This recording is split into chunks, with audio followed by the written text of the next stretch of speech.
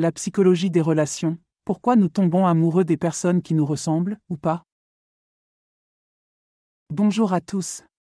Aujourd'hui, nous allons aborder un sujet fascinant et souvent débattu dans le monde de la psychologie des relations. Pourquoi sommes-nous attirés par certaines personnes? Est-ce parce qu'elles nous ressemblent? Ou au contraire, parce qu'elles sont radicalement différentes de nous? Plongeons dans ce mystère de l'attraction humaine. L'attraction des similitudes. L'une des théories les plus répandues est que nous sommes naturellement attirés par des personnes qui nous ressemblent.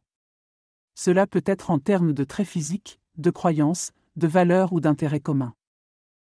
La théorie de la validation, lorsque quelqu'un partage nos opinions, croyances ou intérêts, cela valide notre propre perspective.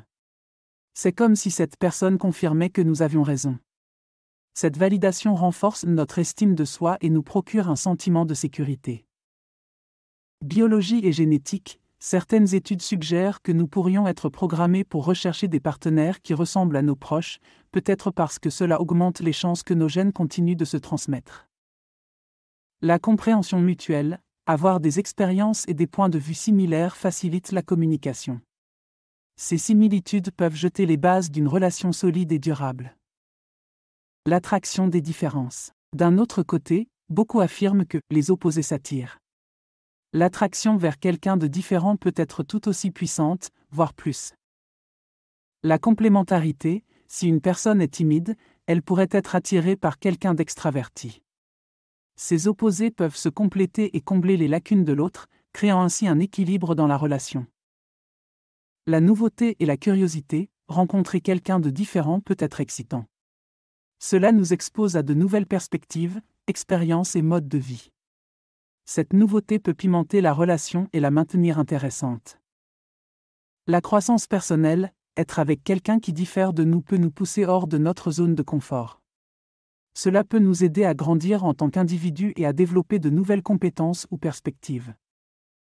L'équilibre entre similitude et différence. Mais alors, quel est le bon équilibre? La vérité est qu'il n'y a pas de réponse unique. Chaque relation est unique. L'importance du noyau commun. Même si avoir des différences peut ajouter de la saveur à une relation, partager un noyau commun de valeurs, de croyances et d'objectifs est crucial pour la durabilité d'une relation. L'ouverture à la diversité, embrasser et apprécier les différences de votre partenaire peut enrichir votre vie. Cependant, il est important de veiller à ce que ces différences ne compromettent pas vos valeurs fondamentales. En conclusion, pourquoi tombons-nous amoureux de certaines personnes et pas d'autres? C'est une combinaison complexe de facteurs biologiques, sociaux, personnels et situationnels.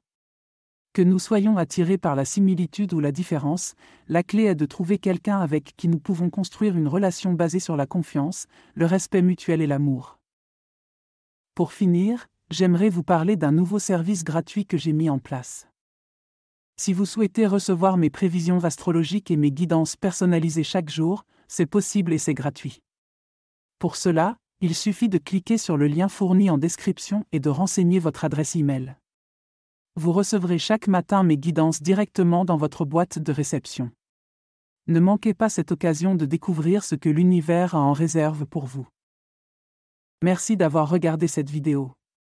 Si vous l'avez trouvée utile, n'oubliez pas de laisser un pouce vers le haut et de vous abonner pour plus de contenu comme celui-ci. Partagez vos propres conseils ou vos expériences dans les commentaires ci-dessous. À la prochaine!